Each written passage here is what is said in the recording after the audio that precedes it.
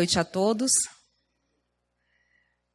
É com perceptível alegria, é com profunda gratidão que sempre que venho até essa tribuna fazer uma exposição, me sinto envolvida com uma emoção profunda, pois compartilhar dos conhecimentos da doutrina espírita, o Consolador prometido pelo Cristo, proporciona uma alegria imensa.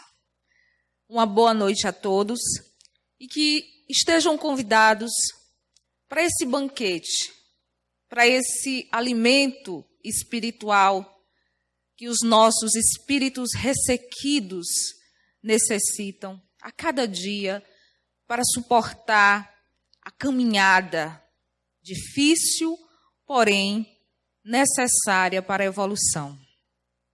Antes de fazermos a exposição sobre o tema no qual vamos desenvolver hoje, gostaria só de lembrar aos senhores que de 14 a julho, próxima semana, o Centro Espírita Caridade e Fé vai estar em festa. Vamos ter um evento que é a Jornada Mediúnica e avisar que as vagas estão já findando para que não possamos perder essa oportunidade de conhecimento maravilhoso que a próxima semana nós vamos ofertar. As inscrições podem ser feitas na livraria e estejam todos convidados para a jornada. O que nós vamos abordar hoje é uma parte do Livro dos Espíritos que está relacionado à lei de destruição. Uma abordagem que está no terceiro livro do Livro dos Espíritos de Allan Kardec, o Decodificador, em que se faz uma análise a respeito da lei da destruição. Por que a destruição é necessária? E aí nós vamos adentrar a uma questão muito profunda a respeito de Deus. Se Deus é bom na sua infinita perfeição, e se Deus é justo, por que Deus permite a destruição? Por que Deus permite a morte? Por que Deus permite a desgraça? Entramos dentro desse questionamento para compreendermos melhor e a doutrina dos espíritos como a doutrina que busca a explicação, que busca alimentar não só o espírito da matéria, mas o espírito da razão, nos convida a uma reflexão. O que nós compreendemos por destruição? Qual é o nosso ponto de vista a respeito da destruição? É preciso que compreendamos, que possamos compreender que essa palavra destruição, ela tem aí uma conotação interpretativa diferente. Para uns, a destruição pode ser o fim, mas para outros, a destruição pode ser uma transformação. Na história do desenvolvimento do pensamento, nós temos um filósofo que trabalhou bem sobre a essência da vida. Heráclito de Éfeso. Heráclito, através das suas especulações racionais, definiu que o princípio de tudo é a mudança. É a mudança porque nós não somos perfeitos. o perfeito não precisa mudar. É a mudança porque nós precisamos nos transformar. Um pouco mais adiante, o pensador da física e da química, Lavoisier, lançou uma frase que ela é determinante para a compreensão da vida. Na natureza, nada se cria, nada se perde, tudo se transforma. E a vida se caracteriza como esse processo de transformação em que, dentro da nossa construção evolutiva, precisamos nos desconstruir. A transformação exige morte, mas não como fim, mas como mudança. A semente, ela só pode se potencializar em árvore se ela morrer. Não existe a árvore sem a morte superficial da casca da semente. Em 1961, em Niterói, no Brasil, aconteceu uma das maiores tragédias que se temos notícia, que chocou o mundo inteiro. A tragédia do circo de Niterói. Através das crônicas de Humberto de Campos, nós vamos analisar a questão da lei da destruição pela ótica espírita. O que Deus nos convida a compreender sobre a destruição? Humberto de Campos relata que no ano de 177 da nossa era, na cidade de Lyon, nas Galhas francesas, o concílio estava abarrotado de gente. Não se tratava de nenhuma das assembleias tradicionais, junto ao altar do imperador, e sim de compacto ajuntamento. Marco Aurélio reinava piedoso e, embora não houvesse ordenado nenhuma perseguição aos cristãos, permitia que se aplicassem com o máximo rigor todas as leis existentes contra eles. A matança, a perseguição com os cristãos era terrível e perdurável de uma forma constante. Ninguém examinava necessidades ou condições. Mulheres, crianças, velhos, doentes, tanto quanto os homens válidos e personalidades prestigiosas que se declarassem fiéis ao Cristo, ao Nazareno, eram detidos, eram torturados e eliminados sumariamente. Os cristãos de Lyon eram sacrificados no lar ou barbaramente espancados no campo. Os desfavorecidos da fortuna, inclusive grande massa de escravos, eram entregues às feras em espetáculos públicos. Quando as feras pareciam entorpecidas após massacre de milhares de vítimas, nas mandíbulas sanguinolentas inventavam-se tormentos novos. Mais de 20.000 pessoas na época já tinham sido mortas. Naquele ano de 167 a que nos referimos, a noite caía célere e a multidão se acotovelava para decidir quanto ao espetáculo que se ofereceu a Lúcio Galo, um famoso cabo de guerra que visitava Lyon no dia seguinte. Imaginaram-se para logo comemorações a caráter. Álcio Plancus dirigia a reunião programando os festejos. Tocado pelo vinho abundante, Álcio convocava a assembleia para que o ajudasse a pensar num espetáculo diferente, à altura do visitante. Um gritava: "A equipe de dançarinas nunca esteve melhor." Outro lembrava: "Providenciaremos uma briga de touros selvagens."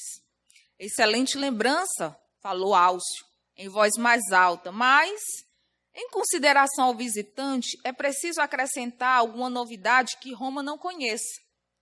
Cristãos às feras já não se constitui, bem, uma novidade. E o próprio Álcio apresentou um plano distinto. Poderíamos reunir nessa noite aproximadamente 1.000 mulheres e crianças cristãs que estão guardadas no cárceres.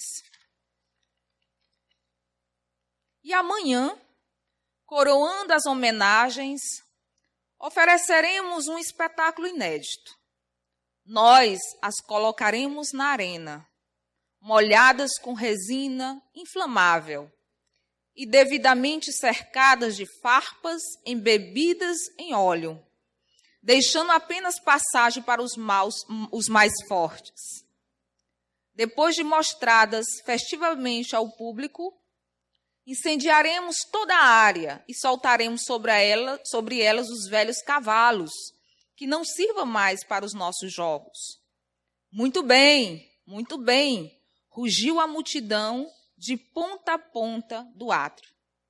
Durante a noite inteira, mais de 1.000 pessoas, ávidas de crueldade, vasculharam residências humildes e, no dia subsequente ao sol vivo da tarde, largas filas de mulheres e criancinhas, em gritos e lágrimas, no fim de soberbo espetáculo, encontraram a morte, queimadas em chamas e despedaçadas pelas patas dos cavalos em correria.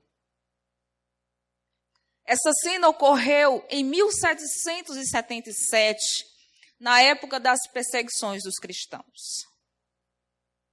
Houve uma tragédia terrível em que a morte era vista como um espetáculo. Mas 18 séculos se passaram.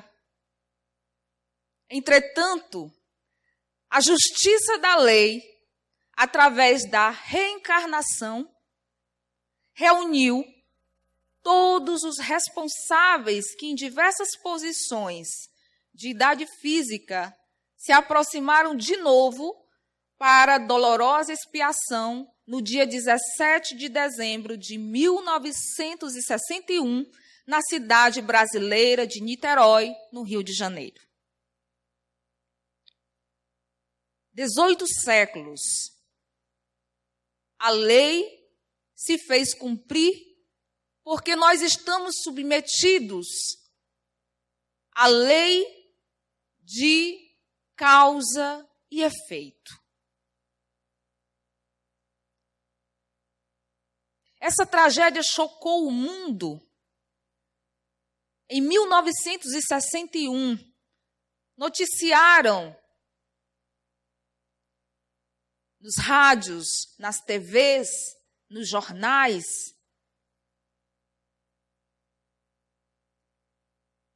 que um circo no Brasil, repleto de crianças e mulheres, através de um curto-circuito, pegou fogo. E a lona inflamável desceu, assustando assim os animais que estavam numa apresentação. Eram elefantes. E aqueles que foram consumidos pelas chamas foram também pisoteados pelos animais. E através dessa psicografia de Chico Xavier, nós ampliamos a nossa compreensão sobre o que é a justiça divina. E nos questionamos sobre qual o papel do mal nas nossas vidas.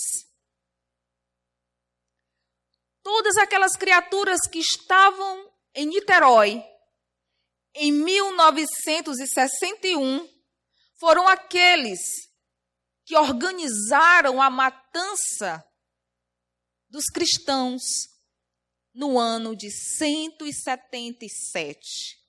É o que a gente chama de tragédias coletivas.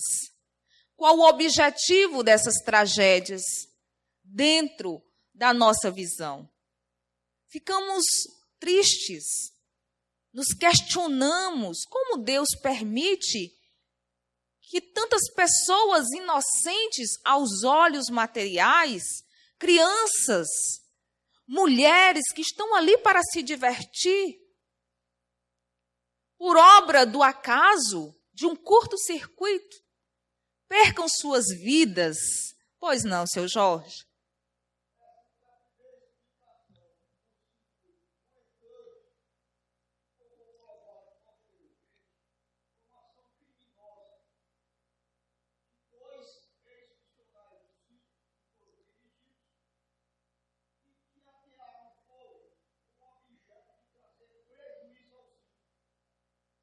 Muito bem.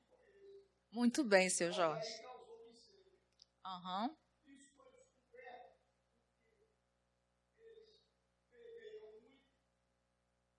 E falaram demais. Uhum. Obrigada, seu Jorge. A primeira, né? Muito obrigada, seu Jorge. Gosto muito das suas abordagens. Uhum. Muito bem. Mas, enfim, o objetivo exatamente foi esse. A questão das tragédias coletivas, existe um porquê e existe um para quê. Mas nós adentramos a um outro questionamento. Por que Deus permite o mal? Qual o objetivo do mal nas nossas vidas? E é necessário, mais uma vez, compreendermos que quem somos? Somos espíritos imperfeitos, que estamos num planeta de provas e missões.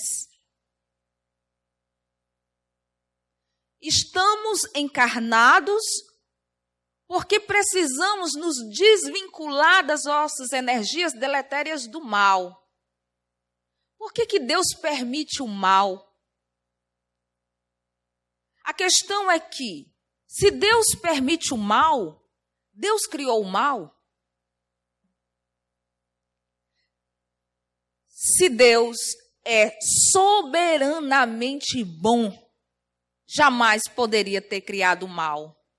Porque para ele ter criado o mal precisaria estar nele. Diante da sua imensidade do amor, houve a criação de seres humanos com o objetivo da plenitude, da felicidade plena. Mas como saber o valor da felicidade plena sem percorrer o caminho? É como se colocasse um atleta no pódio para ganhar a medalha sem fazer a corrida. Não teria valor. Para percebermos e engrandecermos o nosso valor da caminhada, precisamos fazer a caminhada. A criação foi feita igual, porque Deus é justo. Criou todos os seres simples e ignorantes, mas deu uma característica fundamental, o livre-arbítrio. A partir do momento em que escolhemos não fazer o bem, o mal chegou para nós. Se apagarmos essa luz, a escuridão chega. Então, o mal foi criado pelas nossas escolhas. O mal não foi criado por Deus. Mas o mal é o nosso remédio para que possamos compreender o valor do bem. A nossa grande questão é exatamente essa.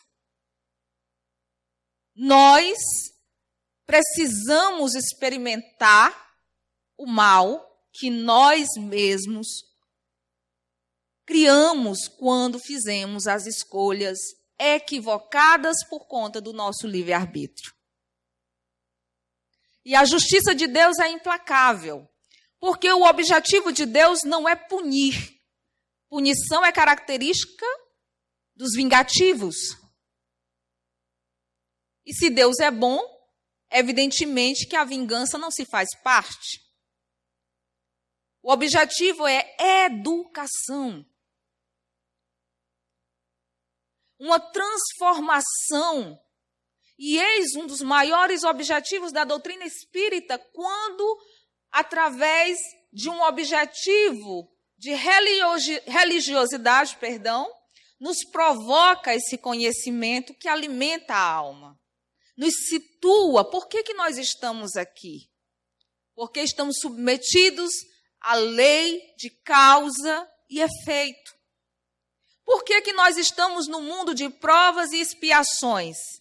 Porque quando fazemos escolhas equivocadas, nós nos modificamos energeticamente. E precisamos da dor, precisamos do sofrimento como um processo de catarse para modificar, porque somos rebeldes, somos recalcitrantes.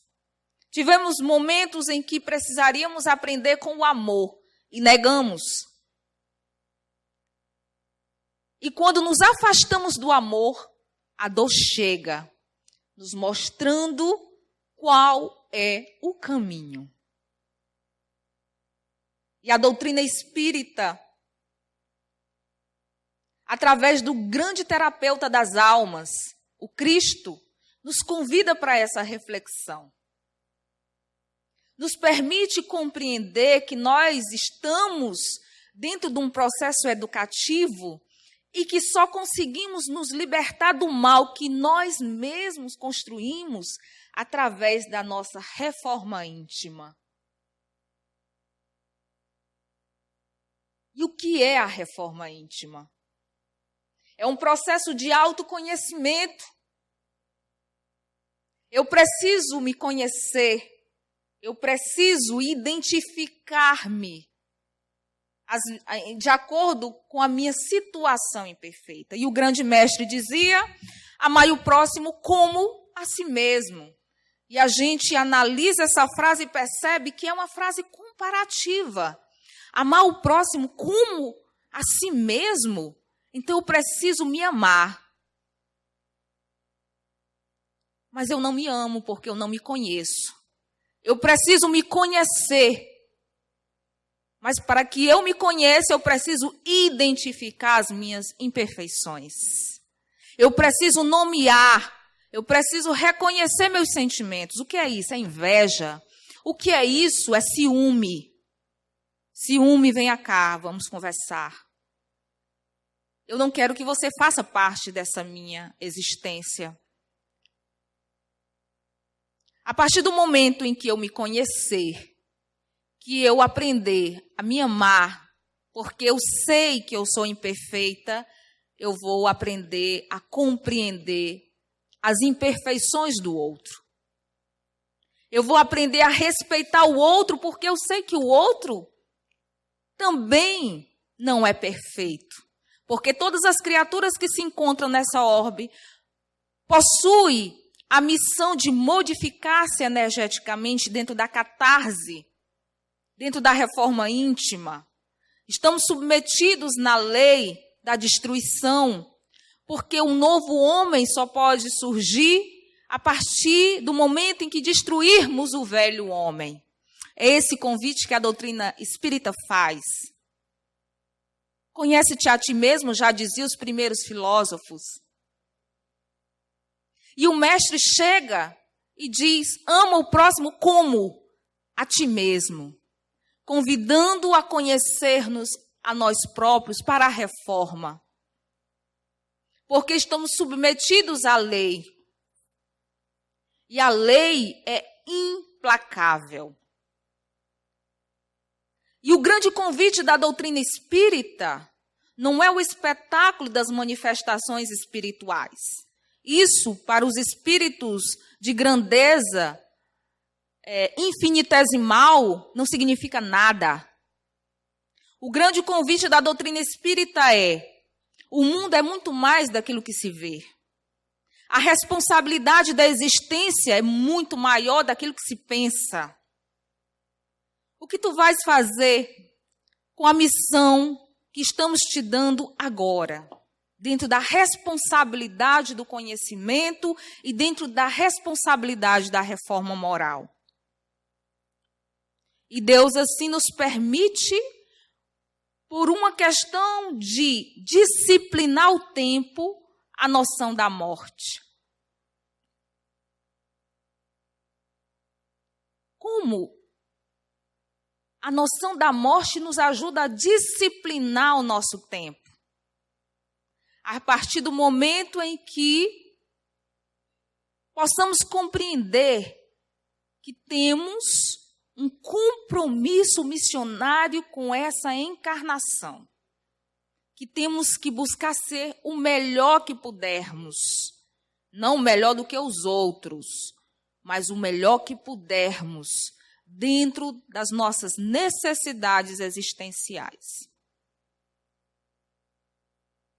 Então Deus nos convida, porque relapso que somos, porque somos espíritos ainda arraigados na inferioridade, e sabemos disso por conta dos nossos sentimentos, não seríamos responsáveis pelo nosso tempo, como muitos nós outros não somos. Então, Deus nos permite a noção psicológica da morte para nos responsabilizar com o tempo que temos. E a lei de destruição é necessária para nosso momento existencial. Por quê? Porque precisamos da mudança. Porque nós não somos, nós estamos. Estamos buscando a compreensão. Estamos buscando a melhoria. Estamos buscando aliviar a dor existencial. Estamos buscando retirar a noção de vítimas. Porque nós não somos vítimas, nós somos responsáveis pela nossa existência. No dia 23 de dezembro de 2013, 272 jovens se divertindo numa boate desencarnam de uma forma trágica. Esse momento que está muito vivo ainda na nossa memória, a tragédia de Santa Maria, fez com que muitas pessoas se intrigassem com Deus. Como pode? Jovens tão lindos, tão saudáveis, comemorando o final de período da universidade, e de repente, eu recordo bem de uma das cenas em que encontraram um celular de um jovem. Eu estava acompanhando em prece, mas muito emocionada. Encontraram um celular de um jovem com 280 ligações em que estavam mãe, mãe, mãe, mãe, mãe. A mãe desesperada ligando, mas o filho já estava desencarnado. Isso me deixou muito afetada. Nessa circunstância em que essa boate, ela estava fazendo um show em que um grupo, através da pirotecnia, uma chispa cai na proteção acústica da boate e a boate fechada, a maioria desses jovens que desencarnaram não foram queimados. A maioria desses jovens que desencarnaram foi porque, com a combustão da proteção acústica, houve uma mudança química em que, rapidamente, ao inalar o gás, se morria. E os comentaristas e pesquisadores falaram, e eu recordo muito bem, a composição química desse material que protegia o teto com a queima era equivalente aos gases que se utilizavam nas câmaras de gás na Segunda Guerra Mundial. Em seguida, nós temos uma mensagem em que nos faz nos consolar a respeito de tudo isso. Sabemos que Santa Maria é uma das principais colônias de alemães no Brasil.